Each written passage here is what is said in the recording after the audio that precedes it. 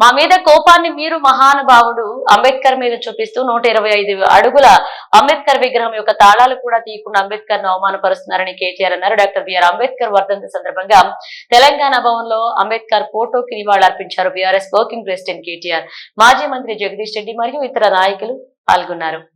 ఆయన స్ఫూర్తితో నిరంతరం అక్కడ కూర్చునే పాలకులు పరిపాలించాలని ఎల్లవేళలా ఆయన మనకు దిశానిర్దేశం చేసే విధంగా అక్కడికి కొన్ని కేవలం కూతవేటు దూరంలోనే అంబేద్కర్ గారి విగ్రహాన్ని అద్భుతంగా ఏర్పాటు చేశారు.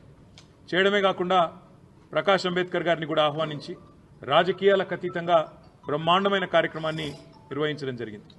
ఈరోజు ఈ ప్రభుత్వాన్ని నేను అడుగుతా ఉన్నాను, ఇవాళ మీరు నిర్బంధిస్తున్నది, అణిచివేస్తున్నది మమ్మల్ని కాదు, భారత రాష్ట్ర సమితి నాయకులను కాదు, మిమ్మల్ని ప్రశ్నిస్తున్న వాళ్ళని కాదు, మీరు నిర్బంధిస్తున్నది ఆ 125 ఫీట్ల ఎత్తున ఈరోజు మొత్తం హైదరాబాద్ను, మొత్తం భారతదేశానికి స్ఫూర్తినిచ్చే విధంగా అక్కడ నిలుచొని ఉన్న మహానుభావుడు అంబేద్కర్ గారిని మీరు నిర్బంధిస్తూ ఉన్నారు.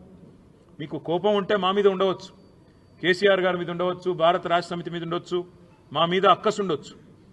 కానీ ఆ అక్కసును ఒక మహానుభావుడు ఏప్రిల్ 14 వారి జయంతి, డిసెంబర్ 6 అంబేద్కర్ గారి వర్ధంతి, మధ్యలో రాజ్యాంగ దినోత్సవం కూడా ఉన్నది.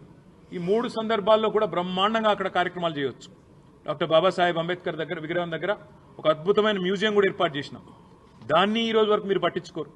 కనీసం తాళాలు కూడా తెరవకుండా గేట్లకు తాళాలు వేసి పెట్టి అపరిశుభ్రంగా ఈరోజు ఆ మహనీయుణ్ణి అవమానించే విధంగా వారిని కూడా నిర్బంధించి పెట్టింది కాంగ్రెస్ పార్టీ అని చెప్పడంలో ఎలాంటి రెండో ఆలోచన కానీ రెండో అభిప్రాయం కానీ మాకు లేనే లేదు.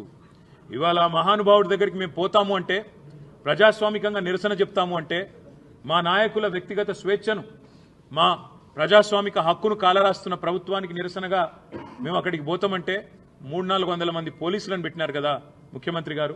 నేను అడుగుతా ఉన్నా, ఆ 300-400 మంది పోలీసులకు మీరు పెట్టిన ఖర్చుతో ఆ ప్రాంగణం మొత్తం పరిశుభ్రం చేయరాదా? అక్కడ బ్రహ్మాండంగా ఈరోజు ఆ మహానుభావుడికి నివాళి అర్పించే కనీస సంస్కారం లేదా? నీకు నీ ప్రభుత్వానికి కనీసం ఆ ఇంగితం కూడా లేదా?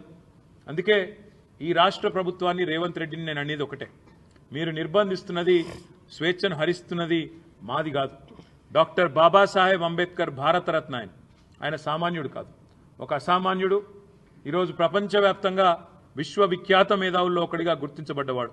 ప్రపంచంలోని గొప్ప విశ్వవిద్యాలయాలు, హార్వర్డ్ అలాంటి